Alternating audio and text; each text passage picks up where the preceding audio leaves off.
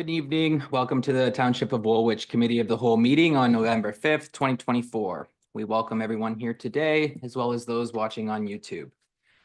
I'll start with the roll call of council. Hi, Councillor Cadeau, I'm present and chairing this meeting. Mayor Shantz. Present. Councillor Bryant. Present. Councillor Burgess. Present. Councillor Grant. Present. And Councillor Schmidt. Present. All right, before we go on to the agenda items, council does need to reconvene in open session. So do we have a motion to reconvene? Moved by Councillor Grant, seconded by Councillor Burgess. All those in favor? And that motion is moved. Thank you. Carried, I mean. We'll get there. So tonight I want to start by acknowledging that the land on which we live has been here since time immemorial, and that Indigenous people have lived here since time immemorial. I thank the Chinootan, also called the Anawanaron, the Anishinaabe, and the Haudenosaunee people who have lived here and cared for this land and continue to share and steward this land with us. May we together learn to care for each other, our flora and fauna, and the land that sustains us. Do any council members have any declarations of pecuniary interest? Seeing none, we have one item to come forward from closed session. That is C27, 2024, Woolwich Heritage Committee appointment. Do we have a mover on that item? Councillor Bryant, Councillor Grant, all those in favor? And that is carried. We don't have any public meetings tonight, but we do have one presentation. So we welcome Tim Welch, who's here in person from Tim Welch Consulting, along with Deanne Freese, the Director of Developmental Services, and Jonathan Delicoli, Junior Planner. So they're here to present the staff report. So I'm going to call Mr. Welch to the front, and you can begin when you're ready. I'll just get you to hit that button and turn on the microphone. Let's see if we can master the technology. Thanks. And okay, thanks very much, Councillor Cadeau and members of council. Tim Welch from TWC. We're a firm that works on the field of housing, both on the development side and on the policy side. We're very pleased to be selected to work with the township on doing a housing needs assessment that was part of the requirement of the Housing Accelerator Fund money that was allocated by the federal government earlier this year. And it's a good opportunity to get a sense of the various housing needs in the municipality. So very quickly, I'll talk a bit about the project overview. We'll talk about some of the key findings in doing data analysis as part of the housing needs assessment. We also have, as part of the assessment, some recommendations, some potential actions for council to consider in the future. And always happy to take questions on that. Very quickly, when looking at the process we've gone through over the last few months, we had a good discussion, worked closely with staff in the startup meeting, obtained a lot of data that locally, as well as with census data, much of it from the 2021 census, collected that, and spent also a good amount of time talking to different organizations active in the township to get a variety of perspectives on housing needs across the municipality. That we looked at some of other approaches that different municipalities have taken in terms of looking at possible housing actions. We had a good session, late summer, early fall it was, with stakeholders in this room, with getting some of their perspectives on need and ways that the municipality could move forward. And then finally, we're here tonight with after completing the needs assessment document for the presentation to members of council. That when we look at housing needs, it's of course the whole perspective, the whole continuum of housing needs, that you'll be from literally homeless or couch surfing for people with in great need for housing, as well as looking at a range of supportive or transitional housing to those who live in housing that's financially supported, or social housing, sometimes referred to as also nonprofit co-op, or housing that's operated directly by the Region of Waterloo. And then there can also be starter home ownership and market housing, market ownership housing, as well as market rental. It's worth noting that the vast majority of residents in the township are in market housing, but when it's important to remember that, but also as the population continues to grow and looking at some of the existing needs, there are certainly people in a variety of housing needs in the community. We're talking about some of the key findings. As members of council are very aware, the population has continued to grow. In the last census period, the township grew over much higher than the provincial average population growth. And the projections are that there will be continuing population growth over the next decade. Also, there's the expectation of continuing employment growth. A few things to highlight is that the township does have a higher than provincial average percentage of seniors, of older residents, over 23% of the population, and that certainly points to trying to make sure that more of the housing stock is accessible as the population continues to age. Your municipality also has an interesting higher than typical amount of younger people, of children under the age of 20. So that also shows a need of some larger family housing that will be a continuing housing need in the community. When you dive down a little bit deeper about the population, that your average income in the community, in the municipality, is higher than provincial averages, but there is still within that a significant portion, 13% of the households, that have quite modest incomes of less than $40,000 a year. That's a lower percentage than the provincial average of almost 20%, but it is still an identified significant housing need in the community. When you look at households at that range of income, typically they do need rental housing. Your municipality has a modest supply of particularly of purpose-built rental housing. A lot of the renters that exist in the community may be a rented house, a duplex, triplex situation, which is still good housing, but it's less certain to continue in the long term as in rental housing compared to something that's a purpose-built rental apartment building. So that certainly we saw that trend. There is a need to try to encourage more rental housing, both at the lower end of the scale of the rental scale, but also we're seeing not just in Woolwich, but in other municipalities, a need for sort of moderate to middle income rental housing. And partially that reflects the very significant increase both in your municipality, but across the province and across the country at how much ownership prices have increased over the last 5-6 years. We also see that from the data, there is a very tight supplier or a low rental vacancy rate, which continues to put pressure on increasing rents. So the housing costs for particular parts of the population, with the seniors on a basic pension, a person with a disability receiving disability pension, or people working full-time at a minimum wage, have a gap between their income and what's out there in the market. Certainly on the rental market and particularly on the ownership market. That there's also data, what's called core housing need, for people who have a variety of housing needs is still a significant amount of 6% of the population, and that almost 20% of the households were found to be living in unaffordable dwellings. So paying more than 30% is a typical measure of whether something 30% of your income, if you're paying more than that, you're seen to be statistically having affordability issues.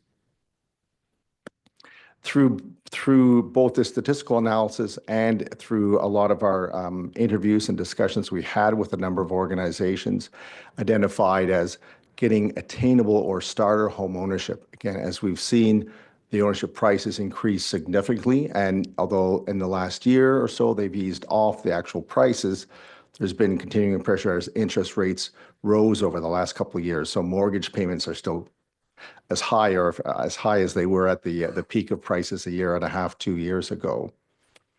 So that's seen to be trying to get a starter ownership housing created is seen to be very important. Also to have, as I mentioned, to have new rental housing at a variety of price points and a variety of rents is very much a significant need, particularly with 1-bedroom units and 2-bedroom units for the more aging population, as well as for single persons who, as I mentioned, might be on a disability pension or a single person working full-time on minimum wage. Also with keeping in mind the seniors population and growing seniors population to have more attainable row housing, housing that's accessible, but row housing can be both more cost efficient to build, and we had a lot of input from developers on that question.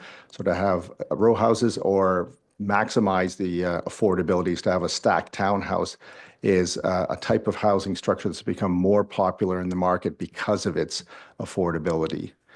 And also to have continuing support for a variety of types of infill development, whether it's accessory dwelling units, small scale, the sort of the sometimes referred to as a missing middle type of housing. So to have more flexibility in planning approvals for that missing middle type housing. When we looked at some of the potential actions that council could consider, we had 9 recommendations across 4 strategic priorities. And these are actions over and above the actions that were identified in your earlier application to the federal government for Housing Accelerator Fund. So first, to look at some of it, we tried not to have dramatically costly actions in the recommendations, and some of it is a communication and building on some of the work that's already in place with the Development Liaison Committee to try and add some additional agenda items to those discussions about some of the forms, the physical form of housing that can be more cost efficient. So to have that, to make sure that's on the agenda for some regular discussions to talk through about the costs and the pro formas of developing more intensive, moderately more intensive housing and how that can help meet some of that starter home ownership in the community. Also to try to have, we have a phrase, a system integration summit, but really it's getting together and communicating is probably more of a plain language, is to make sure those connections are made. There's already good connections in the community, but for some organizations, a community living chapter, for example, that might want, it would be helpful to connect with both private and nonprofit developers, potentially about if there's going to be a 20-unit development, could 3 or 4 of those units be made available for persons with developmental disabilities that community living could support, for example. So just trying to keep building on that communication between organizations is certainly a helpful recommendation. There's already good discussion, and we had good participation from the Region of Waterloo housing staff. So it's certainly a recommendation to continue to build on that. We know that no single level of government is going to be able to meet all of the housing needs. We have the reality of 4 levels of government, and that can be sometimes confusing and challenging for both members of the public as well as proponents of trying to create affordable housing. So certainly to keep that regular communication, and I think we had some feedback from Region of Waterloo staff they've also got to make sure they are conscious of not just trying to meet the housing needs in the 3 cities, but in all 4 of the townships within the region. Another opportunity that's we've got as a recommendation is to build on some of the work about surplus lands. Obviously, for meeting housing needs, you need land to build upon. The township has previously had 1 parcel. It's already put out for an affordable housing development, so that's a really good example. But to try to see about moving to codify that, so that is regularly or almost automatically reviewed if looking at municipal surplus sites, can they be made available for different types of housing?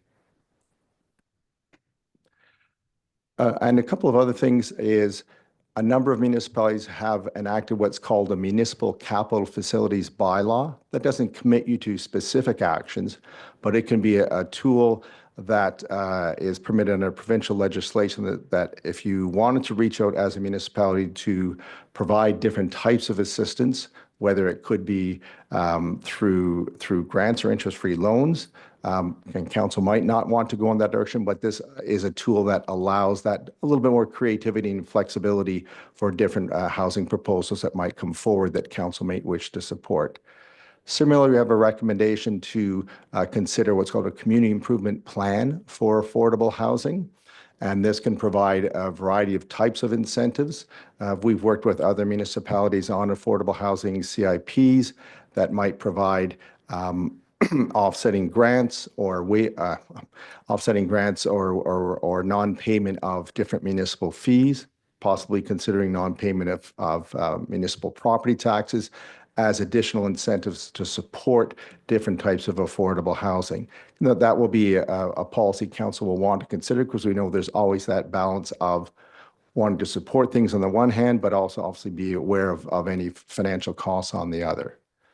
So that's the highlights. Just three more actions for council to consider is to keep looking at a wider range of housing, particular housing that could support vulnerable populations, so that there are that full range of housing affordability available in the community.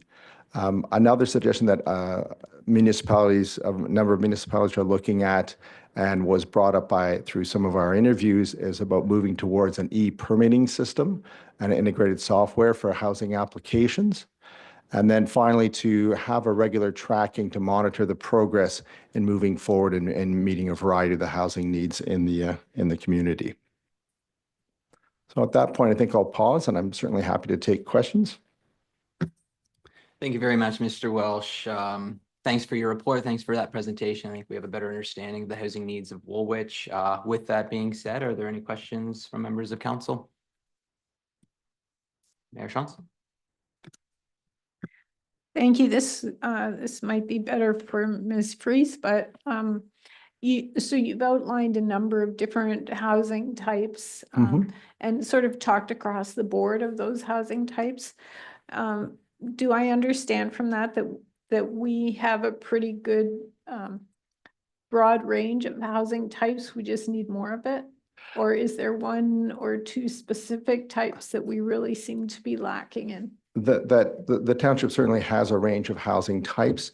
You have certainly a larger percentage of single-family homes in terms of your existing stock, and historically that's been really positive for serving the need. I would say that almost three priorities. One, because of the change in the ownership market and how hard it is now for people of middle income that are certainly younger adults in middle income to get into that ownership market, is to try to have more flexibility, a little more stock that could be that missing middle, a stacked townhouse development that could be at the lower end of the price point. I think that's something that could be a focus on. And then secondly, on just rental stock generally, because there's always a traditional need for rental housing, but because of the rise of the ownership price point, again, you have moderate income households moderate to middle that might have been able to purchase 7-8 years ago on ownership prices, but now are priced out of the market. They could afford middle income rents. And so there needs to be some encouragement of purpose-built rental to meet that need. And I won't say there is always, but certainly to have some additional concentration on particular housing stock of affordable seniors apartments would be a particular focus, I'd say, in terms of meeting that need.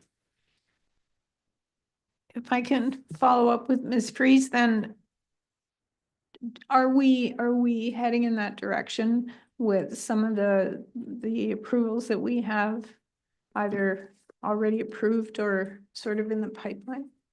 Yeah, so this study helps us identify where those needs are so that we can start to promote more options for rental housing, higher density housing, different types of housing in newer subdivisions, in infill development. This will help us guide our planning decisions in that way.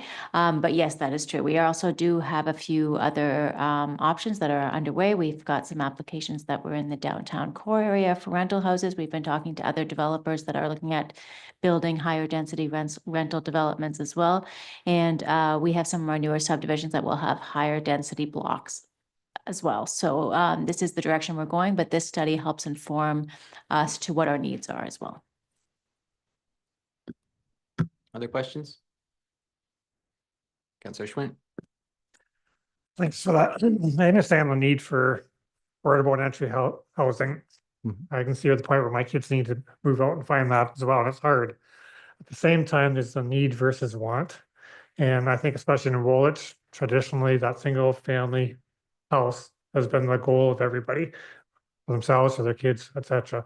So how do we balance, I see a societal push for density, infill, stacked housing type thing versus society's want for that single family detached? Does Woolwich need to provide both, or do certain areas need to specialize? I think there certainly is a need for both, and to pick up on Dan's point is partially, I think historically the market and the private sector development has been able up until the last number of years to provide single family homes at a price point that middle income households, so people in their late 20s and 30s could afford to purchase. As that shifted, that you're probably seeing more applications coming in more recently with density to try and get a price point that those same households 7 or 8 years ago, they could afford a detached home, could at least afford a townhome perhaps, or maybe even a stacked townhouse. So I think that has to be a priority to continue the dream of ownership, but the dream of ownership may not, certainly for the first-time home buyers, be a detached house. There may be certainly some, but I think you're going to see more people having to migrate into or to consider that option of a townhouse or stacked townhouse model in order to get into the ownership market than would have been the case a decade ago. Any other questions? No. Well, thank you again, Mr. Welch. Thank you very much. Next, we have a staff report, but first, Director Freese would like to introduce us to a new staff member. So I just want to introduce council to our new manager of planning, Victor Labreche. Oh. So Victor comes to us from the private sector, and he's recently moved into this role, so he's only in week number 2. But I just did want to introduce you to him and put a face to the name. So I'll pass it over to Victor if there's anything that you wanted to say to introduce yourself. Thank you, Deanne, Chair Cadu, members of council, your worship. My name is Victor Labreche. As Deanne had mentioned, I've been both on the private, public, and corporate sides of planning since 1989, originally from the Hamilton area, went to school at Waterloo, and then also joined the city of Kitchener in 1989. Prior to that, a little bit at the city of Port Colborne in the Niagara region, and worked in consulting for 20 years in total with my own business, and prior to that with planning initiatives. More recently with IBI Arcadis, and now very pleased to be here at the township to bring that experience of both private and public sector planning that I've enjoyed over the last 35 years of my career. And again, great to meet all of you and work with staff here. Thank you. Thank you very much, Victor, and welcome to Woolwich. Hopefully the first couple of weeks hasn't scared you away too much. No, I'm back for week 2. That's important. And more. Thank you. So Director Freese, you have a staff report. Yeah, so I don't have a lot more to speak about. Jonathan has authored the report, but the recommendation is in front of council for consideration to receive the findings of the report and direct staff to incorporate these recommendations in future development initiatives. Is there any further discussion from staff, or do we have a mover and a seconder? Moved by Councillor Grant. Seconded by Councillor Bryant. Further discussion? Call it to vote then. All those in favor? And that is carried. So tonight we do have one delegation. I just want to spend a moment to review the guidelines for participating. On this section of the agenda, delegates have 7 minutes unless council or the clerk has set a different amount of time. After you speak, please wait for questions from council. Once there are no further questions, you may return to your seat. You can leave anytime you wish, but you're more than welcome to stay for the remainder of the meeting. So tonight, we are entertaining a request for a temporary change of land use to add some soccer fields to 2388 Sean Station Road. And tonight we're welcoming the delegate, Dr. Jasdeep Ray.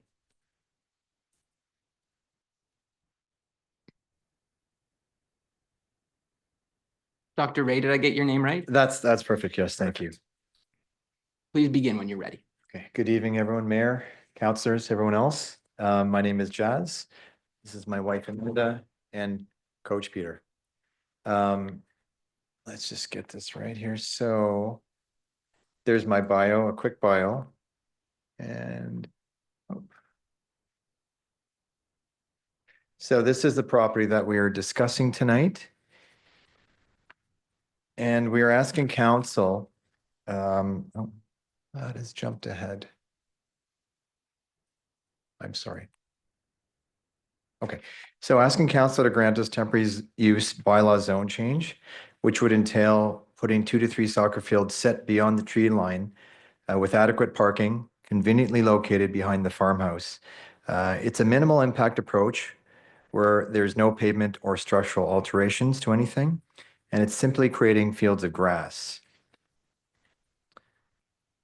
And this is an aerial view of the property with the proposed fields and the parking behind the house. And please note that there are actually 2 points of entry to that property, which makes things much easier in terms of traffic movement. The history of the property is that my parents purchased it in 1980. It's approximately 25 acres and is directly across from the Maryhill Golf Course. And we have our original house on there, as well as there's a shed as well that has not been touched at all. Why? Soccer is one of the fastest growing sports, with demand outpacing availability of fields. Local children are being bumped from community teams, forcing them to play elsewhere. And this is due largely to supply constraints, okay, and an inflow of kids from outside of the township, particularly with this township. There's a huge growth projection for the area. Of course, all these homes being built in Bresla over the next while. And currently the soccer fields are lacking in both quality as well as number. And with regards to sports, participation equates to better mental and physical wellness, as we know for kids, and of course, less screen time, which is, I think, the ambition of many parents to see. How? We've identified credible coaches whom we really want to support. Granting access to fields at their convenience enables them to deliver high quality soccer programs to the community. Peter Mackey, to my right, he's the founder of the Red Soccer Club, comes from a mental health background and puts a huge emphasis on treating kids with care and respect. We know this personally through experience with our child who's on the team. He runs free soccer clinics for underprivileged children every week, and he has a grassroots approach, ensuring that children's first experience are fun and enjoyable so that it ignites a passion and love for the game. We are looking to provide good role models around a child-friendly soccer environment. And there's a synopsis of the Red Soccer Club. Their mission statement is quite clear, and their priority is to provide a family-first culture, and they are true to that. A number of families are affiliated with this team, and they've entrusted their kids, and we've all seen very good results. So the team also, the founders also run the soccer program at Conestoga College, which lends to their credibility. Short video from a former player. Montroso. I played for Red Academy for 6 years. It's a really special club. I made lifelong friends, and I still talk regularly to the coaches. The Mackeys are really special people. They've supported me for the last 10 years, from the first day I met them at Skills Development until now, playing in Spain for Unionistas. The coaches, they've helped me in all sorts of aspects of life, not just football related. They gave me work and volunteer opportunities at the club. They helped me get placed at university, and they helped me get placed at League One Ontario club Guelph United. Now I'm playing in Spain for Unionistas. I play League One for Guelph United, and a big part of that is thanks to Red Academy. So for the community, and this would be offered through the Red Soccer Club, Little Lions program for economically disadvantaged kids, free clinics for kids with professional training, home for kids who want a higher level of training, and of course, collaboration with the community to develop synergies. I mean, they're very flexible in that. And so we want to offer more than just sports, along with personal development. And there's potential for local recreational teams with certified high-level coaching. So this presents more opportunities for local kids as well as for adults if the demand is there. And perhaps, we're hoping for another community club for families in the area. So we ask why not? I mean, there are other businesses in close proximity that were initially on agro-land. And our question is, why are we being told no when others have been permitted on much larger parcels? For example, the gravel pit and the Maryhill Golf Course. Our plan is very benign and completely reversible. You know, we're not destroying any existing structures or ecosystems, and it's simply creating fields of grass, which we feel will be of great benefit to the kids of the community. And in closing, you know, my parents, having owned this property for so many years, would love to help the community. You know, our proposal is as close to agricultural as possible. The initiative aligns with the community goals outlined on the township website, which I'll put up at the end, a few of the excerpts from that. And so, you know, imagine having a child or grandchild being refused entry to a team in their own township, and this is happening. And it's unfortunate that children could be denied a place on this team, you know, due to a lack of grass fields. You know, we hope that you can consider the inconsistencies discussed and recognize that this is an initiative for the benefit of our youth. And thank you for your time and consideration. And this is, again, just a few things we picked off the website, you know, in terms of what was written for the guiding principles. I'll have Peter speak, if he may. Thanks, Jazz. Good evening. My name's Peter Mackey. I appreciate just hearing us out. My son and I, with regards to Red Academy of Soccer, we started in 2017, my son and I, and we started with 12 players. And in 6 years, we've grown to 250 players. I say that very humbly after 25 years of working in mental health and almost 40 years of coaching soccer in this community, both at University of Waterloo and at Conestoga College and at the youth level. For a small organization like us, we're scratching and clawing for facility time and for field time for a young organization like us that continues to grow and evolve. And we're always scratching and clawing against the bigger clubs where it's all about volume of players. And for us, it's the opposite. It's not necessarily about the volume of players. It's about the player and not numbers. It's about providing an environment where the player personally and as well as professionally develop, both from a football perspective or a soccer perspective, as well as the people. We want to build young, respectful adults. So that's a part of our philosophy within Red Academy of Soccer. The one thing I will say is that for us, this is a unique opportunity for us to work with Mandy and Jazz, because it's not about sport, it's about providing and building maybe an active green space, a healthy environment for, we're all promoting physical and active lifestyle.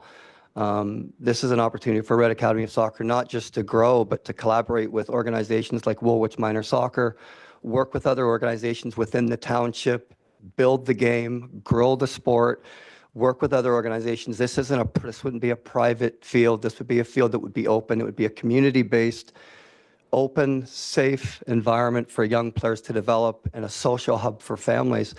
And so, again, it's just a unique opportunity for my son and I to work with Mandy and Jazz. And again, I thank you for your time. Thank you very much to the delegation. I'll just ask that you stay at the podium for just a moment. Are there any questions from members of council? Councillor Bryant? Thank you. I want to thank you for coming out and bringing this to the attention of the council. I think we do need the fields. We do need the recreation spaces for our kids. And one big benefit is this is no cost to the township. So it's a real benefit to the taxpayers. But I also do want to say you have a golf course right across the road of 27 holes from where you're proposing to set up. You have 167 acres, which is a gravel pit, which has destroyed prime agricultural farmland. There's a school. There's a Chiro Heart Clinic right there. So personally, I think this is something we should move forward with. And I would like to make a motion that we allow this to be put on this piece of property. Director Freeze. So there is a process for a zoning bylaw amendment application and temporary use bylaws. This property is zoned and designated for agricultural use. So a soccer field is not a permitted use on this property. And there is a process that they would have to go through that's legislated under the Ontario Planning Act if they wanted to consider an application like this. So I would say that the application is not before you right now. This is a delegation asking you for support, but there's not an application to consider at this point. So there is a process to go through. There is some cost to that. There's a circulation process, and it's all legislated under the Ontario Planning Act.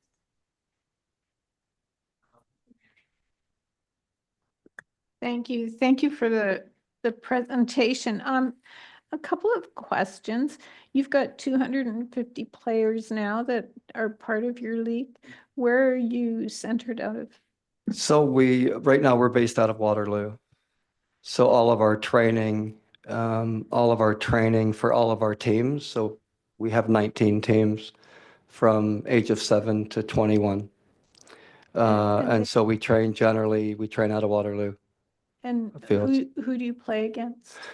It's high performance, so we play L3 and L5, so we play provincially, so we have teams that play at the highest level in Ontario as well, so it's regional and or district level. So there's 3 different levels: provincial, L1, which is OPDL, Waterloo Soccer, and Cambridge would be OPDL. We're in a non-OPDL club. And then all of our teams participate in L3, which is regional, Wursel, and or L5, which is district. Okay. Grassroots U7 to U12 is just gameplay only on Saturdays. And then our competitive teams, U13 to U18, travel all over Ontario. In your presentation, Jazz, you talked about kids being turned down for soccer. Is that with Woolwich Soccer? That is, My it is. grandkids play there, and I wasn't aware that Yes, there was a limit. there are cases where that's happened for sure. And again, it's due to kids not even from the township coming in and essentially, like I said, bumping them out, which to me is a travesty. Okay. Okay. Thanks for sharing that. Other questions? Councillor Burgess? Through you, Chair Cadeau, to the delegate. Yeah, thanks a lot for what you're doing for our youth and getting people active. I appreciate it. Just a couple clarifications. If you were to make these fields, how do you determine who will get to use it? Like, I assume the Red Club will, but is it going to be open to the community and kids can just wander over and start kicking a ball, or how are you going to determine all that? Well, the one thing I will say is, the opportunity to work with these guys wouldn't be exclusive just to our organization. I really like the fact of bringing in other user groups and making it a community-based field. So it wouldn't be necessarily a private field just for Red Academy of Soccer. I think the important thing is to attract other user groups and other rentals. How we would figure that out, obviously it's baby steps at this point. We need to get approval to even build on the property. But I like the idea of allowing other organizations such as Woolwich and Elmira Soccer Club, like all of these smaller user groups or smaller organizations that, like us, are fighting and clawing for field time over the course of the summer and paying crazy fees for outdoor usage of fields. This is again where we could bring in other organizations at a reduced fee. Obviously, it's not going to be, we're not going to bring on teams for free, but we would obviously like to open that up to other organizations within the community. But I think one of the things that we talked about was we're free, clinics for kids that can't afford. And that's something that Peter does run. So that's another component of this. There's the organizational level, organized sport level or competitive level, but there's also, an open area for kids to come in and go through these clinics and develop a love and admiration for the game. And again, when we say grassroots, I mean, I've watched games, I've seen coaches, I've seen our daughter plays. These guys never yell. They demand respect from the parents. I love everything they do. So in my mind, they are the best people to handle these sorts of clinics. And I think, it would do wonders for the community in terms of getting kids involved. We have World Cup coming up. We have Canada's an emerging soccer nation. So the interest is only going to grow exponentially. I'm sorry. Sure. Yeah, so, but again, clinics, free, Peter, he loves giving his time to, to kids just to help them grow, whether they're signed up for a team or not. I think, is that correct, Peter? You've worked with people, you've worked with kids who have come off the street. I mean, Yeah, I mean, the one thing with all of, the one thing with all of this is, I think that's important is although this young couple are generous to offer this property and this land to us, I think for us as a growing organization, like, we don't want to be exclusive with any of this. Like, it's important that we're inclusive and we bring in other organizations and we work with other coaches in terms of mentorship.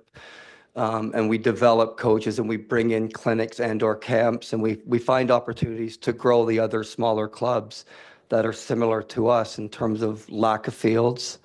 And then a lot of these smaller soccer clubs, for example, they don't have full-time technical directors. So like, that's where we can be sort of a trendsetter in this community in terms of developing young coaches and a coach mentorship program, as well as free clinics and all of that sort of stuff that Jazz is referring to. But with a field at our disposal 7 days a week, like, these are the opportunities that I think we can provide to the community.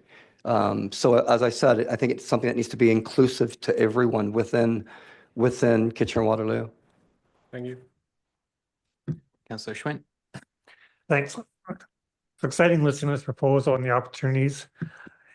Having said that, I just know all the roadblocks that could potentially be in the way because of the zoning process and process to go through.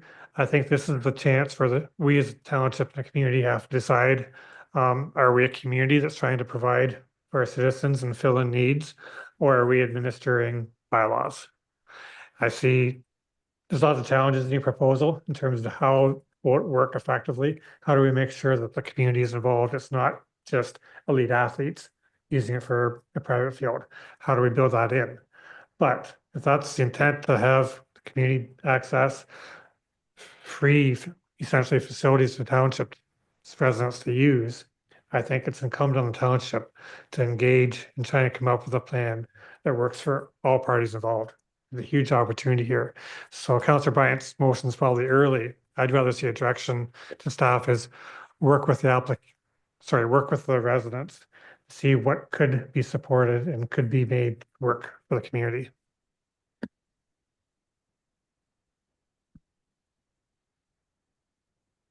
Director McCarthy.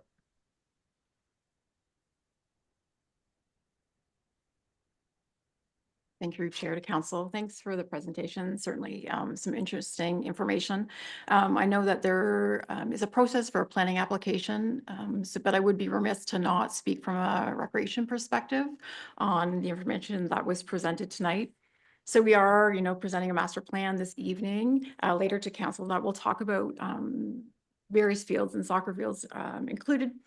And we'll show that we have excess fields or field availability, especially in the southern half of the township. I recognize that there is a cost associated with use of that. It's about $48 per a field. I can't speak directly for minor soccer, but they are partners with us. So we do have some information where they do have 850 kids registered. They're our affiliate partner, not that we're not open, certainly to other partnerships with other organizations to benefit children, because that's what we're all about. But I would say there is fields available for use that haven't been used in Breslau, Bloomingdale, and Maryhill were not booked at all this year. So there is availability moving forward. So I think that we need to recognize that as part of the conversation, subsequent to any planning applications. I think that minor soccer has told us they've really strived to provide for the entire township. Primarily youth programming, 7 to 13 is operating out at Elmira at St. Jacobs, and not enough for a program solely in Breslau. So there is some travel, which does, impact some users of that program. Thank you.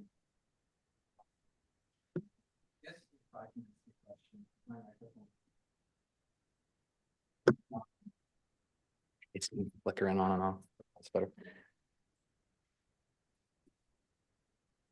Yeah, no, I lost my train of thought, so I'm gonna just pass on that one. David.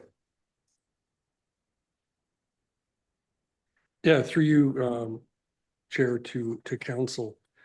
I think as CAO, I think it's important that, I remind council of what Director Deanne Fries had mentioned. In all my 30+ years of experience, the way to get galvanized around an issue is for there to be a formal application. I'm not sure what exactly has transpired with respect to this particular issue, but my experience normally is, yes, at times staff will say whether they can or they can't support a particular application, give some indication. But I think we need to remember that normally this type of advocacy would happen when there's an actual application before council.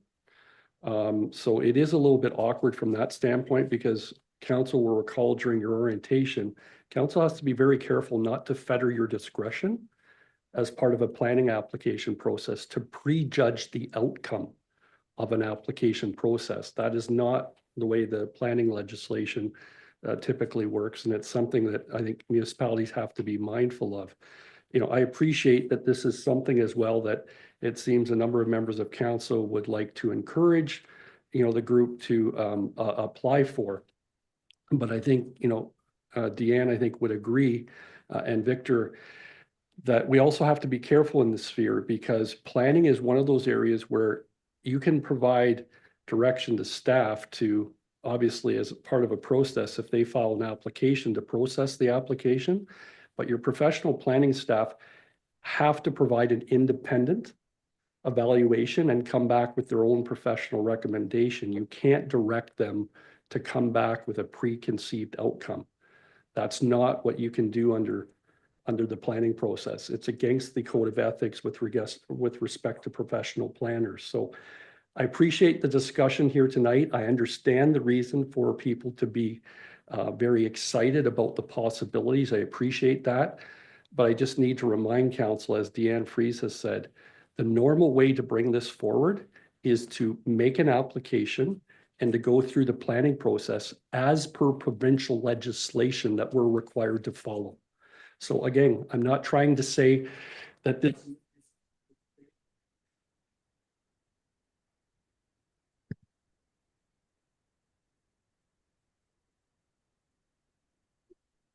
But I think it's important, again, to remind council, there is a legislative process that this group and any other group needs to follow as part of an approval process to be able to be properly considered under the legislated realities that we have to follow under the Provincial Planning Act. Director Fries. Thank you. And I would just add to that as well, that as part of that legislative process, there is a requirement for circulation and there's a requirement for public input. So council is not able to bypass that legislative process. We have to go through that process in order to allow this type of a use, because it is not in compliance with the current zoning bylaw and official plan.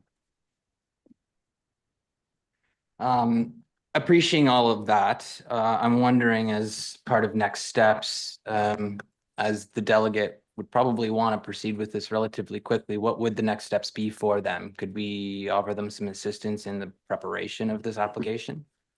Yes, so we did provide this information to the applicant too, and they wanted to delegate to council that we are willing to meet with them to discuss the application process, the fees, and how we would go about doing that. And we are still open to that, having that meeting and discussion. We can send them all the information as well that they would need for a full application. Through you. Councillor Schwinn. Question for the CAO. Understanding the process on the planning side of things, regardless if council will support it or not support it, when can the conversation happen with the rec department, with the applicant, in terms of what uses there may be if it was to proceed, how the township could benefit or not, or what other fields we could offer up for use in the meantime? How can we start that conversation at the same time as the planning process is happening? Through you, Mr. Chair, to Councillor Schwint, if I'm understanding the questions correctly, if the conversations that I believe you're explaining are to happen around are there opportunities to actually already use existing facilities that are available? Those discussions can happen outside of an actual application process, because all we're talking about is potentially opportunity for RED to be aware of existing fields that might be available for use. If I understand your question correctly, that it was to be able to collaborate independent of the planning application on township-owned fields, correct? Yep, I think that builds on a larger conversation as this process develops. We should start both sides right away. I remembered my previous question. We heard from Director MacArthur that, you know, the quantity of fields is reasonable based on the master plan that we're going to have, but I think that the delegates also mentioned the quality of the field. So I'm not sure, can you speak to, you know, I know that your high caliber athletes are who you're targeting. Is there deficiencies with the fields that Woolwich has provided, like in Maryhill, that haven't been utilized? To your knowledge? I don't like, it's not a lack of fields. Like, I look at this more about opportunity with a designated field that we would be on 24/7, as opposed to, so like, I understand, like, there's enough, like, to that young lady's point, it's not that there's a lack of fields for us, for Red Academy or Waterloo or Woolwich. It's more about opportunity with your own pitch, and you have your own you have your own destination. You've got your own field 24/7, and you can do whatever you want with that in terms of opportunity, bring in other organizations, bring in camps, bring in professional clubs from Europe, and make it an inclusive destination. So it's not for lack of fields, it's more about opportunity that would be provided to us with our own designated pitch 24/7. If that makes sense. Any other questions for the delegates? Go ahead, David. Yeah, just through you, Mr. Chair, to additional comment, you know, I think, again, these exchanges are good, but they should happen in the context of a planning application, right?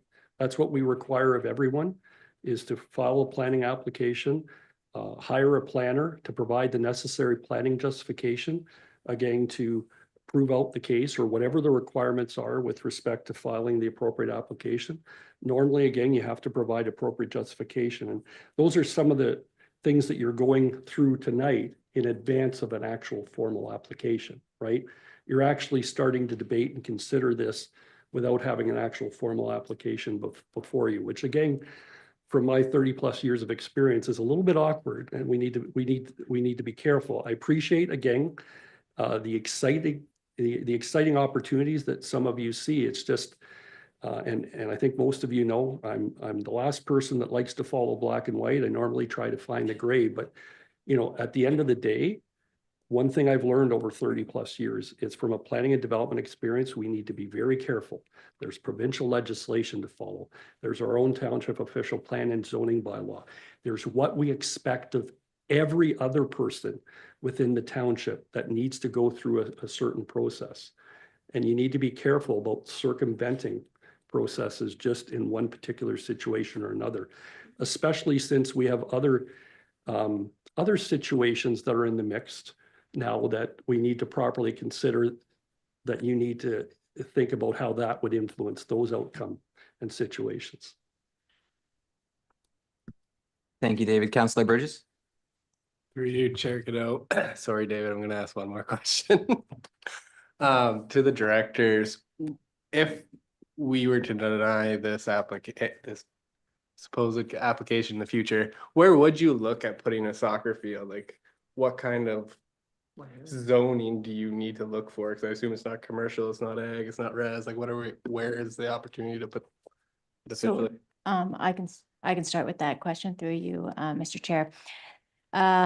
If the soccer field was township owned and operated, we can operate in any zone, any designation, doesn't need an application. If it's a private club, then it would be considered commercial recreation and it would need a commercial zone. So I'm just thinking like what's zone commercial that you can plant a soccer field on kind of thing? Like I just don't see that as a Or- common. Sorry, we're also an open space zone, I think would permit commercial recreation, but I'd have to check that. No, I don't think that we have a current commercial zone that would be open for this. It would probably need a zoning amendment to build something of this size. It's typically, soccer fields are typically something that would be run and owned and operated by the township, but a private club would be different. And you had to find a land already vacant and available. I'm not sure that there would be one. Councillor Bryan? Thank you. To Director Freeze. So what zoning does a golf course need? I'm looking at that because the golf course right across the street sits on prime agricultural land. Yeah, through you, Mr. Chair. I don't have the zoning bylaw in front of me, but typically open space. There's different types of open space zones, and one of them would allow a golf course. And that would be even on prime agricultural? I know they're tough questions. Well, a prime agricultural property would not be zoned open space. It would be zoned for prime agricultural. So typically open space zones are open space zones for, because they're not prime agricultural. Okay, but this particular golf course sits on prime agricultural land. That's why I'm asking. It's Through right you, across Mr. the Chair, road. I can check the zoning and the designation of the land, but I'm assuming it is open space zoned and designated, but I can check that. Okay, thank you. Any other questions? So based on my understanding, without the planning application in front of us, there are some constraints to what council could actually do at this point. So suggestion is to work with township staff to bring forth that planning application so that you could come back in front of us and we could have a more fulsome conversation at that point. Okay. Thank you very much. We have no unfinished business, but we do have an item on tonight's consent agenda. We have one item for information purpose and public notice. Would anyone like to make a motion to receive this for information purposes? Moved by Councillor Grant. Seconded by Mayor Shantz. All those in favor? And that's carried. Thank you. We have no items pulled from the information package, but we do have a staff report. So we have item 12.1, R07-2024, the Parks and Recreation Master Plan. So we have the Director of Rec and Community Services, Ann MacArthur, as well as the Deputy Director of Rec Services, Thomas Vanderhoff, and the Manager of Recreation, Marie Malcolm, here to present this report. So when you're ready. Wonderful. Thanks, Chair to Council. We're here to present this master plan that has been in the works for some time. We started the process back in 2021 and finally seeing completion. We worked in partnership with NGP Consultants. I would note that that consulting firm did a significant amount of work to lead us to this point. They did the background study, the needs assessment, and drafted this master plan. The lead consultant with that firm did go in to work in the public sector, and then our staff liaison in the planning department took employment elsewhere. So the rec department, with the help of Deanne and John, kind of picked up the pieces and are here tonight to present, and we'll do our best to present the data and some of the recommendations that flow through from that. I would like to point out for council and those watching from home, the initial scope of the plan was a high-level review to assess future needs of parkland and related amenities. Specifically, we are looking to identify the amount of parkland that we would need to be acquired to support growth and maintain existing levels of service. It's really important to note this plan did not include a fulsome review of services and the provision programs, and does not provide site-specific recommendations for council. And I expect that there'll be some members of the public that will be looking for that in this plan, and that's not going to be delivered through this, but it does provide some next steps. So with council's indulgence, we would like to take some time to just walk through this process and how we got here, because it has been a bit of a journey for us. So we want to lay out the foundation of how we came to some of the recommendations in the planning, or not the planning report, but yes, our joint report, the recommendations in the staffing report that are presented to council tonight. So as noted, we do have a report on and some of the recommendations. I guess we're initially asking council to approve the master plan that we've presented as attachment 1 to this report. We are requesting to approve in principle the need for a community park and multi-use recreation facility in Breslau, and to report back to council with a recommended site by 2028. We're requesting approval in principle for the need for additional parkland and outdoor amenities in Elmira, and direct staff to develop a parkland acquisition strategy by 2028. Another recommendation is to adopt the new parks classification system into the township official plan, and direct staff to include any necessary policies in the township's new OP, and prepare a parkland dedication bylaw for consideration in 2025. Staff want to be clear that by approving the plan and the recommendations, we're not asking to bind council to those specific actions that we're identifying. We're cognizant that any major initiatives with minor or major financial impacts will have to come back to this council through a staff report or through a future budget process, and in most circumstances will require further public engagement and consultation. What approving this plan does for staff is it allows us to put placeholders in the 10-year capital forecast, and that we can work towards, funding and feasibility studies to implement some of these recommendations. Do you want to just go to page 9? So just want to tell you a little bit about the process. This plan will broadly lay out how we plan to address the needs for parkland and maintain service levels in the urban communities from now to 2051. This master plan and how we came to some of the conclusions and the recommendations, the consultant pulled together, as we mentioned, a background study and a needs assessment. So that work included research of things like the Ontario Cultural Strategy and national charters for the Parks for All. It included developing a best practice report, which identified trends in recreation. And some of those things that we might speak about in trends are decline in youth sport participation.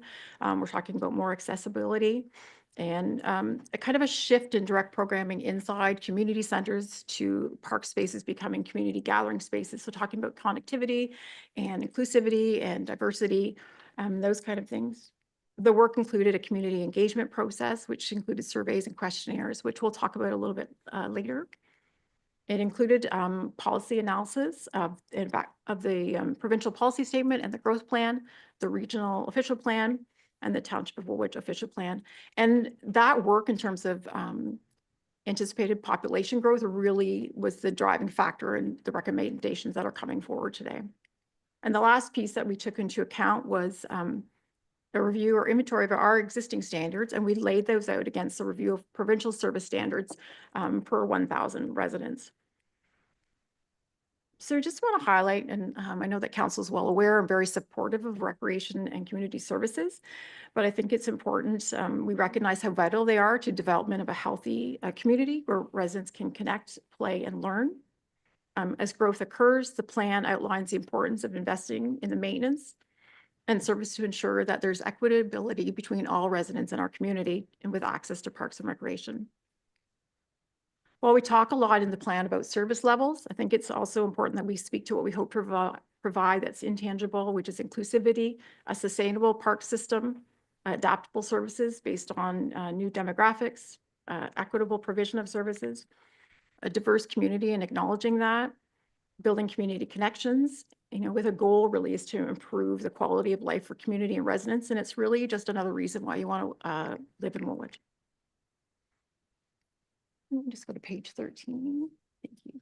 So just a really high level in terms of the planning context. And when I'm done the presentation, Dan can probably speak to some more things in terms of the provincial policy statement and the growth plan. The provincial policy statement speaks to the provision of an appropriate supply of safe, publicly accessible open spaces, parks and trails, and other facilities.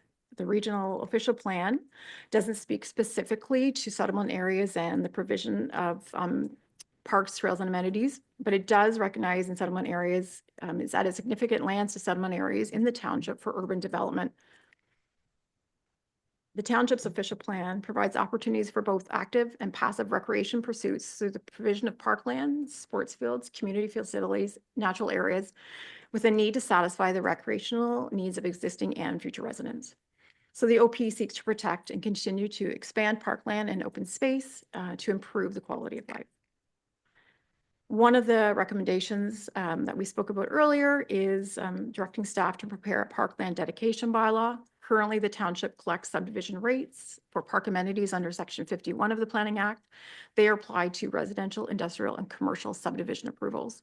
So there, with the adoption of a parkland bylaw under Section 42 of the Act, that would allow us to collect park or cash in lieu to be collected for development or redevelopment of site plan and building permit processes. Those fees could be used for park amenities. Page 19, maybe. I just really want to highlight the community strategic plan, the community strategic plan that was endorsed by council previously. And one of the key results of that plan was the development of a parks and recreation master plan. This plan is to address the growing demand for parkland, recreational activities, to promote inclusive, accessible, and sustainable recreational opportunities that contribute to the overall quality of life. So our master plan that we're presenting tonight embodies much of the new community strategic plan through a commitment to community connection through facilities and new public spaces, embodying the play, live, work model, facilitating social connections that expand community ties so that each resident feels a sense of belonging, and provide services and amenities to create an environment where Woolwich residents can flourish. If we just go to page 25. So the next phase of this process was community engagement that involved receiving 278 responses to surveys and a number of questionnaires with our community groups. So I need to emphasize that the feedback geared to was an understanding of community opinions on services. So questions around access to facilities, quality of recreation facilities, and barriers to participation. So some of the highlights and the responses, and we have detailed information that we can provide, but just a couple highlights. That 24% of respondents had concerns with accessible pathways to parks or playgrounds. 34% of respondents preferred upgrades to facilities. 27% of respondents indicated they participated in programs outside of Woolwich. 50% of respondents said they participated in municipal programs. 24% responded for a desire for expanded programs, and 20% recognized cost as a factor to participating in. So I do want to remind the public that and council that we did not seek specific feedback on specific amenities in individual settlement areas, and that's really important, so that additional engagement will need to certainly occur in those areas prior to significant initiatives or significant investment in new amenities. Let's go to page 30. We're already there. Look at that. So part of the master plan, the vision, created a vision that describes the future of parks and recreation system in Woolwich. So it's founded on values, priorities, and aspirations from all of the information gathered. The vision that was developed is Woolwich's parks and recreation system is inclusive, sustainable, and adaptable to meet the needs of the growing and diverse community while building community connections and contributing to an improved quality of life. So in the plan, it highlights a number of goals and things that we want to achieve. I just wanted to highlight a couple of them that as we're noticing trends that are occurring. One is providing facilities for both passive and organized sport in a range of activities. So we're really, 10 years ago, it would have been really on structured sport, and more people are looking for kind of unstructured passive play. Community building is certainly another trend that we're seeing, where we want to facilitate making opportunities for cultural pursuits and events and socialization. And another one I wanted to point out was about well-designed and sustainable parks and facilities. So it's really important to invest, maintain, and upgrade our facilities and opportunities to use facilities efficiently and for multiple purposes. So you'll see when the Parks Department is working with developers for new park plans, that we're really not just doing one thing or another. If we're doing a multi-use pad, it has various functions on it, so it can incorporate a number of users, and it's not just tennis, and it's not just basketball, and trying to have as many uses in outdoor spaces as possible. Another recommendation that we have before council is to approve the new parkland classification system into the OP. So it just establishes a hierarchy of parks. It will identify parkland deficiencies and make recommendations for future acquisition and development of parkland. So just really high level in terms of it's got neighborhood parks. So that would be like Ann Street Park or Valley View Park, a community park. So something over 5 acres from Breslow Memorial and Lions Park. Specialized or cultural parks, something like Gore Park. Connector links, so that's a link through neighborhoods and trail connections. and then kind of natural area and open spaces. So something like the St. Jacobs Dog Park, examples of the hierarchy. And that was all mapped out by the consultants, and we can show that later because that really leads to some more recommendations that are before us. So just for council and the public who might be listening tonight, the park system includes 234 hectares of land. So in that is 78 hectares of active use and 156 of passive use. We just go to 36. So just for council's benefit, neighborhood parks, and we're defining what we're going to need in the future. Neighborhood parks refer to provision standard of 500 meters from any neighborhood to walk to a park. That park might be smaller than 2 acres. It might have a playground. It might just have open space. There is a high expectation from residents that amenities, are placed in those park spaces as soon as we get questions. They hear a new development and they hear there's a park space, and those residents have, high expectation on when amenities are going to be put in those spaces. This plan does highlight that the township will continue, and this is important to note, to receive sufficient neighborhood parks, so small parks less than 2 acres, through parkland dedication resulting from subdivision developments. And so one of the most significant outcomes of the master plan centers around community parks. So that would be large parks over 5 acres. The current service standard in the township is 2.47 hectares per 1,000 residents. So it'll contain parks and sport fields, facilities, washroom amenities, and walking trails. So this plan really focused on active use parkland, and that is because those are the lands that have the potential to be developed.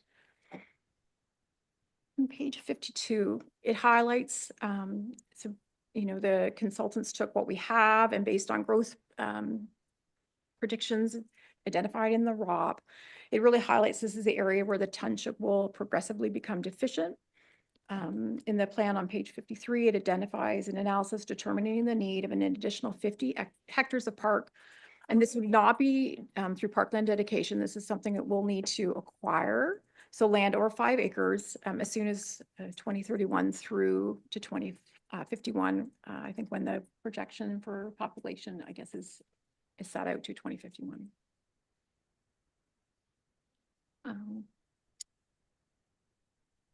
Something that attachment 1 that we can put up later on the screen that establishes or identifies what our current service level provisions are for outdoor amenities and some other things.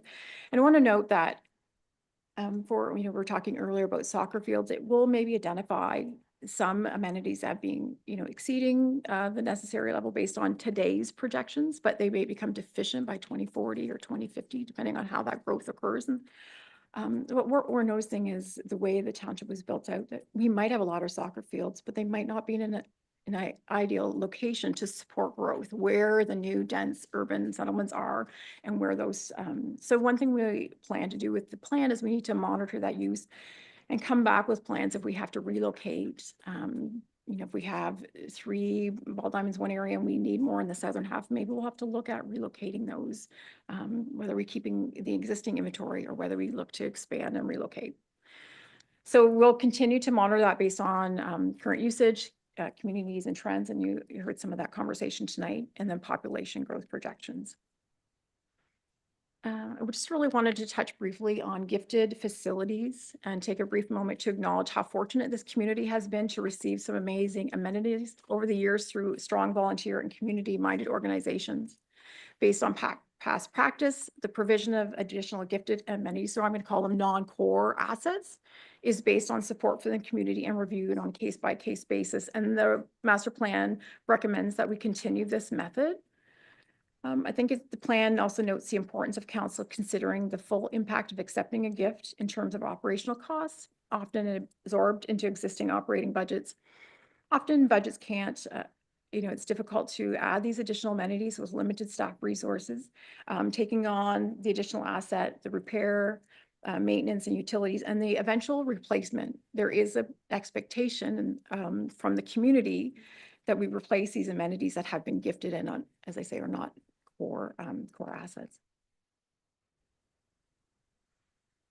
Just move on to page 71 and 72. So this, all through the master plan, you'll notice that they did a needs assessment based on every single amenity, and then they had a map that it illustrates where those amenities are located in the township.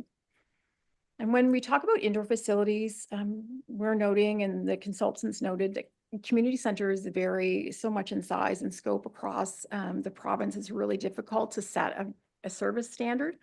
But the provincial standard is one aquatic center per 25 to 50,000 residents, and arenas are one ice pad per 10,000 to 15,000 residents.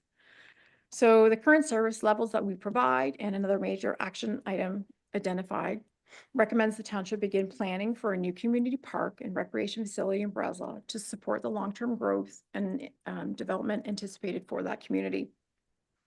The plan is recommending that a feasibility study be commenced in 2028 and conducted before the residents in Breslau or Southern Woolwich exceeds 20,000 residents. So this would include identifying and securing lands as a key action item to consider in the next 5 years. Additionally, based on forecasted population growth to 2051, to maintain the existing service levels of 1 rink per 10,000 residents, the township would need to consider to add an additional rink by 2041. I think it's, based on we talked about those gifted amenities, and it's important to highlight partnerships and collaborations. So as noted both in the staff report and the master plan, we recommend and we identify the importance of collaboration with adjacent municipalities, school boards, and others for financial sustainability. New amenities come with a significant cost, and we recognize the financial challenges that lay ahead of not just our municipality, but all the ones, in the region. So partnerships for these could partnership with existing facilities, look at cost sharing agreements, third-party partnership opportunities. And that would all be taken and be included as part of a future feasibility study to support the long-term viability of any major asset renewal or rebuild. We need to certainly look at sharing resources and funding where at all possible. And a couple things that I wanted to highlight tonight and take a few minutes to boast about some of the things that we do in the department, because it's not something that we do. It wasn't a major part, a focus of the plan is just to talk about recreation usage. And I think it's important to highlight, because sometimes I think these numbers, we don't realize how much use that some of our facilities receive, but we continue to see around 300,000 visits to the WMC. And I can say 5 years ago, we weren't certain what the plan was for the BCC to make sure that that facility was successful. And now I can say we're probably going to reach 60,000 people going through those doors this year.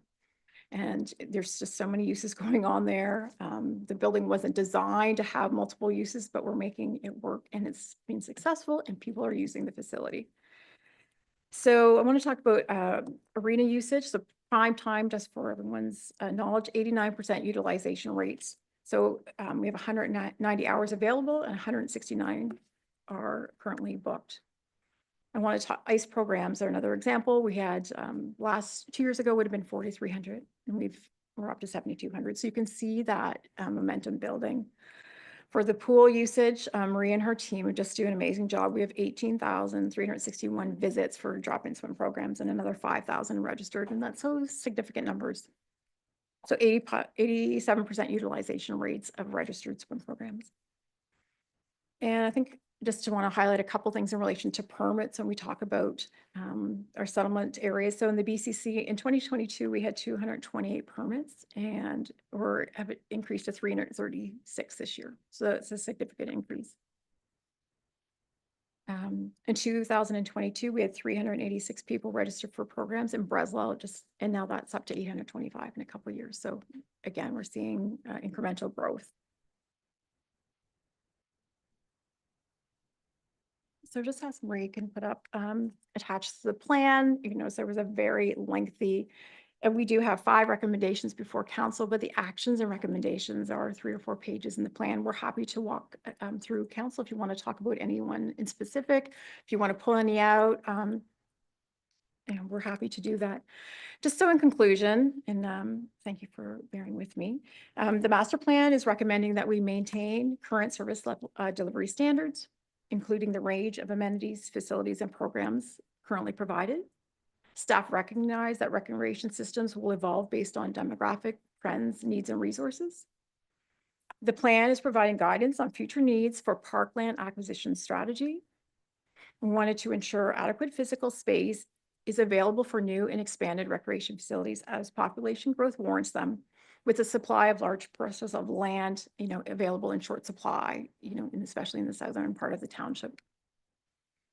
So as the township with limited resources, there will be, we'll need to consider these capital needs, their timing together with those assets required to support growth. Equally important is recognizing and committing to ongoing annual operating costs and staff resources for additional assets because of growth, community needs, and third-party partnerships. So in conclusion, this plan was developed as a guide for service level for both current and future park needs and recreation needs across the township over the next decade. With anticipated growth, the system will need to change and adapt to demographic, social, and cultural makeup of the township. The master plan provides a strong foundation for the medium and long-term planning. The plan highlights the best practices, trends, and summarizes the results of an online survey, provides an inventory of facilities, and identifies high-level needs based on population estimates over the next decade. The plan notes the sustainability of services and assets is a foremost consideration, and the ability and willingness to meet capital and operational needs now and in the future will play a major role in shaping the decisions and the landscape of the township. So with that, these two would be happy to answer any questions that you might have. Any questions? Councillor Bryant? Thank you. Through you to Anne. I have a couple of questions. One relates to number 3, parklands for Elmira. How many parks does Elmira currently have? Anybody know? Then the second While part of that. Thomas is looking that up, when we talk about needs, right, I would just want to point out that we have neighborhood parks, which are the smaller ones that are in the neighborhoods versus community parks. So in community parks, we have Lions Park. Right. And the rest would be considered neighborhood parks, but Thomas can get that number for you. And if you could get Breslau as well, I'd like to. We do have that all for you. So we're happy to pull that up on the screen as soon as we find it in the 85 pages. I'll give him a few minutes for that one. And my next question Sure. relates to number 5, the parkland dedication, where you're requiring conveyance versus payment in lieu of. I have a concern with that only because we're going to be building very tightly knit communities where houses are going to have very little green space when they're packed in. Personally, I would like to see the conveyance of land versus money for that, because we need those green spaces. And that's what I'm really concerned about, is not building the green spaces and taking money instead of that, and then finding we've got a real issue with people not having anywhere to go where there's the green space they'd like to see for their kids and playgrounds. So I'll start and then maybe Dan can add to that. So I would say that when we're talking about the new parkland dedication bylaw, it's referring to intensification of properties. So there really isn't any, they're rebuilding on a site and there really wouldn't be any park space associated with that. So there would be a cash in lieu So in you're terms of not, that. So that's what the new parkland bylaw that we're hoping that planning can help develop in 2025. okay, so There- that's not dealing with new So subdivisions. new that's just a- subdivisions, that is parkland dedication. So planning decides on the amount of Okay. parkland that's required based on the Planning Act. And then Okay. there's discussions.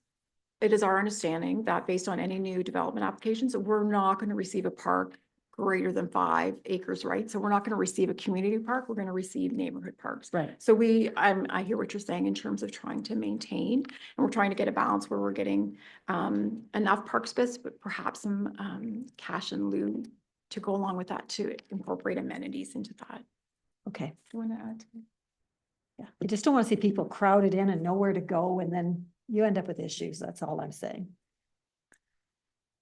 Through you, Mr. Chair. So yeah, I think Anne did cover exactly what I was going to say, but yeah, there are opportunities to take land at newer subdivisions and where there's a larger piece of land developed, but there's also opportunity to take cash in lieu. So situations like we have in downtown Elmira, where they're developing a site, they're going to be adding residential units. We want the ability to be able to take cash in lieu so that we can take that cash and put it towards buying land, put it towards amenities and parks that we have, so we can still meet those amenity needs and those parkland needs. Thank you. I'll just wait for the next question whenever. Councillor Bridges? I can go through you, Councillor Cadeau, to Councillor Bryant. So I don't have the number on me right here, and I'll keep looking for it. But what I can share from the master plan is the total active use acreage in each of those settlements. So Elmira has an active use hectares of 37, or an average of a standard of 13,541. And Breslau is 13 hectares of land in the service level that we're providing there is roughly half of what we're providing in Elmira. So roughly half in Breslau of what's currently provided in Elmira. That being said, as been working through this plan for the last couple of years now, there are a number of parks that we're expecting to come online in Breslau in the foreseeable future. Next to the school property on Starlight, the recent connector park entrance on Dolman to the future multi-use trail that's going to be back in that open space. We have significant parklands that are going to be coming on in the Hopewell Crossing subdivision I'm not certain of the exact phase off the top of my head, but within the next couple of years up there as well too. So there is a lot of parkland that's, in the queue to come on as development continues in Breslau. Councillor Bridges? Thank you. Through you, Chair Cadeau. I just want to focus on number 2 there in the recommendations. I think the residents of Breslau would love to get an arena and a pool there ASAP. And a feasibility study, I think, is the first step of probably a bunch of stuff we need to do, and that's already pushing it 3.5 years out. Is there any way we can do that earlier, or why 2028 are we choosing that date?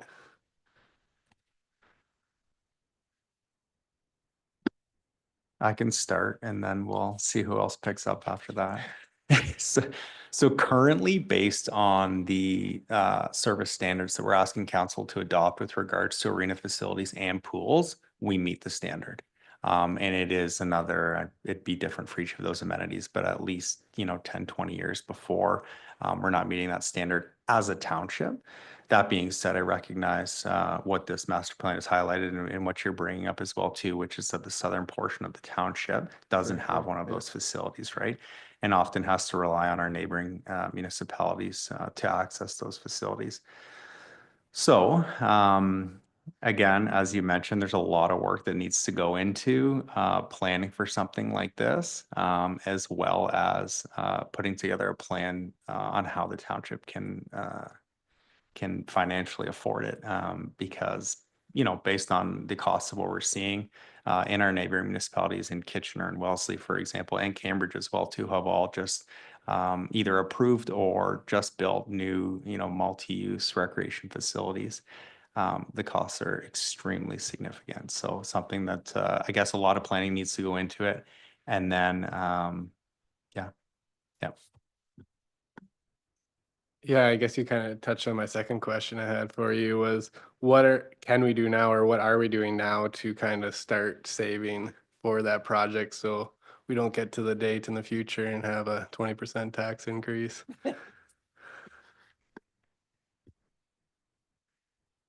I'll start on that one. So, first steps, we've identified it in the plan. We've got 2028. We've got the study in the DC background report. We have funding available that we're starting to collect for to do the study. So we're having that cost. And we also have the facility in, 15, 20 years out from now. So we are going to start hopefully collecting DCs now. And as growth continues in development, we'll continue to build that to start to pay, towards that build in 20 years. We recognize though, and what we have in the DC isn't fully funded by the township, but would require upper government level funding and as well third-party partnerships, I think, to make that successful. In terms of timing, if you want to move it up by a year, I mean, certainly that's at council's discretion. If you want the exploration to start earlier, that would be a decision you're able to make tonight or in the future. Okay, thank you. And one more follow-up, if I may, just what Councilor Bryant was talking on, but for a larger piece of dirt for a complex like that, is that how much of a say and how much of a cost is that for us, like in a new development? Can we kind of say where we want, or do we have to buy that or fight over it, or what flexibility do we have there?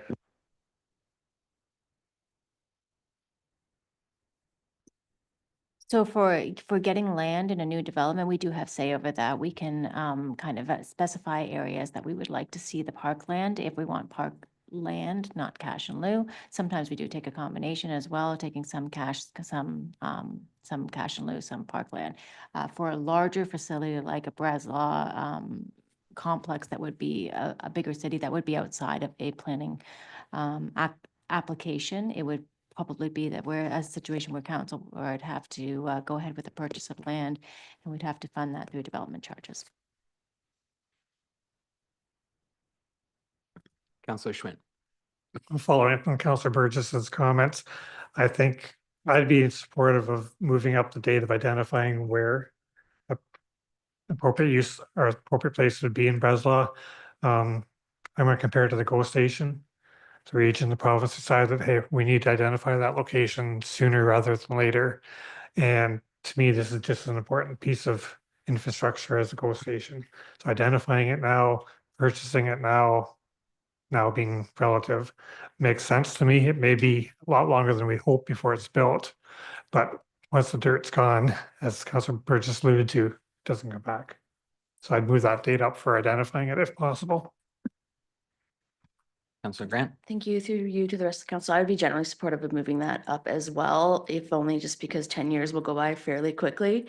I was also happy to see the acknowledgement that we need to work with third parties, and particularly the city of Kitchener may also benefit from a facility at that end of town. So I would encourage staff to reach out earlier rather than later to those partners to start those conversations. Mayor Shantz. Thank you, and thank you for the report. When I was reading it, I found it very easy to read. I thought it had really good information in it that was very usable in terms of getting a sense of what do we need, when do we need it. So thank you for the report. I really appreciate it. I guess I'll go back to a multi-use facility in Breslau. I think we need to look at placement and get started on that sooner than later as well. I have some questions about how we do that placement and whether it's in conjunction with developers or, and that may be a discussion for closed, I'm not sure, but I guess that would be something for future discussion. I do have a couple of more sort of nuanced questions. One is similar to what Councillor Bryant said in terms of parkland needs as we increase our density. And I always feel like if it's increased density and you've got smaller space, we need to provide a little more green space. In going through this, I don't remember seeing any kind of nuance like that. Was there anything that was provided in that kind of regard?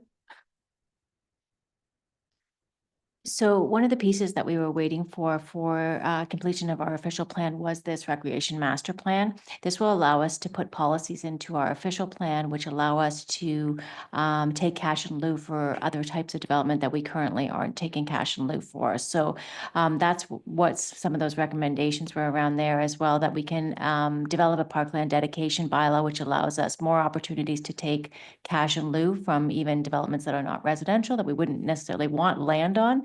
But we can take cash in lieu so that we can purchase land for those more higher density or infill type of developments and service them by having land in that area or amenities in those areas.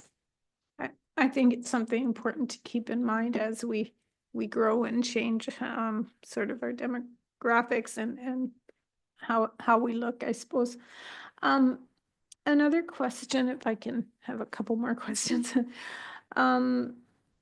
I don't remember exactly what it was that was said, but my question out of it was, is there a sense that we're looking more for passive land now than active land? Did I hear? I don't remember exactly the comment, but it made me wonder. Through you, Chair, to Council.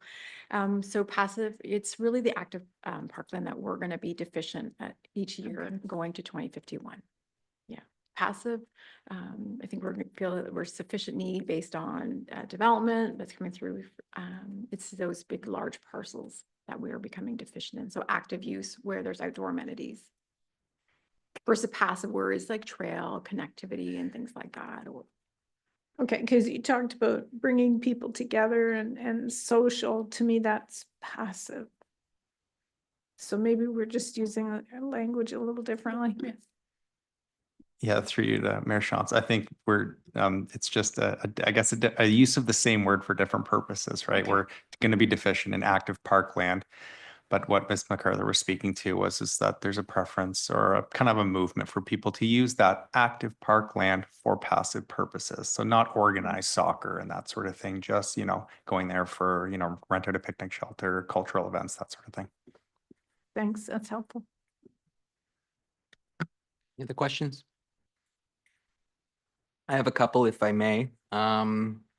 First one being around recommendation 5, the parkland dedication bylaw. Since we're crafting our own bylaw, are we restricted to section 42 of the Planning Act? And what I'm getting at is if we wanted to put in a minimum conveyance, if the land's available of like 30%, is that something that we could build into the bylaw? No, so we have some abilities for flexibility under the Planning Act, but the Planning Act does provide us guidance on what we cannot do through our parkland dedication bylaw. Well, that's disappointing. The second question is more for Director MacArthur. You had mentioned a plan for subsequent engagement, and I'm thinking our smaller communities, Winterbourne comes to mind especially. What is the plan to engage with these smaller communities to see what their needs are, and how is that going to filter into this master plan?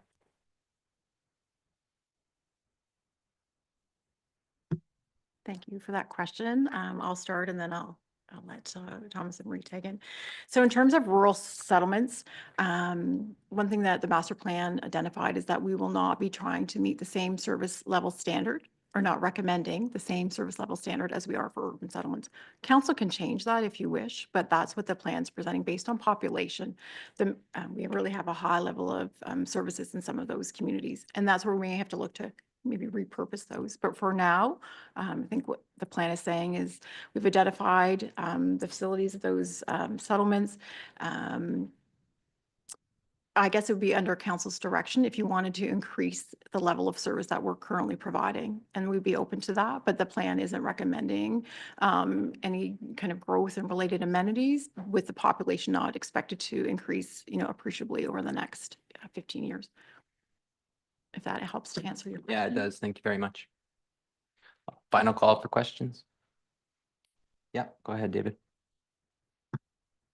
Yeah, just a couple, just a couple of things, Mr. Chair, through you to council.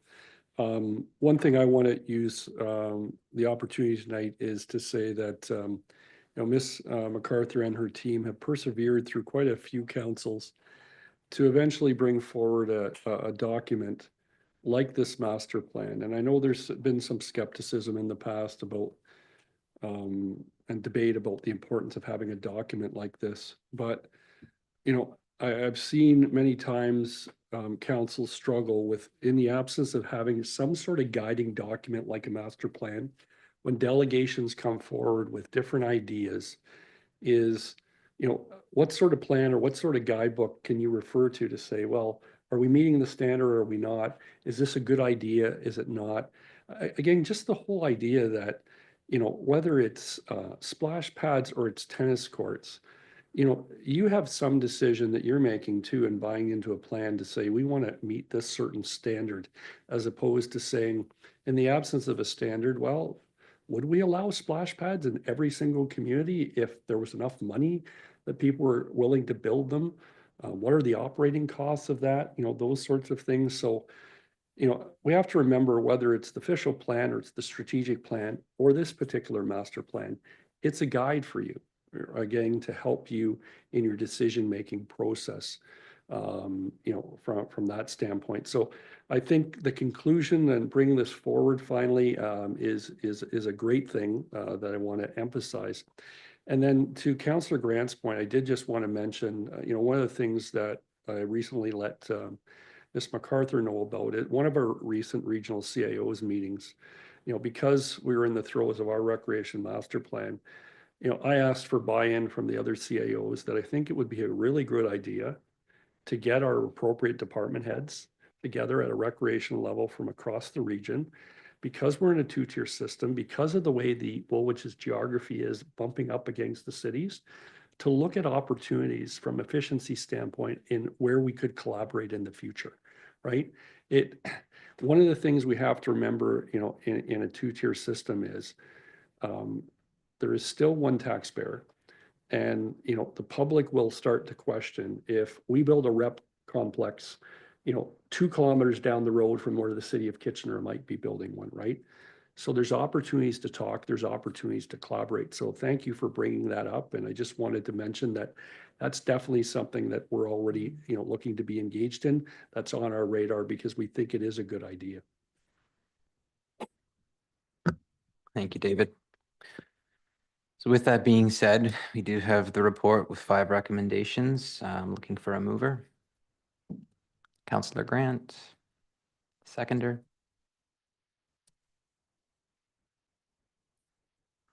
Councillor Schwinn. Ooh. I had to get that name right. Thank you.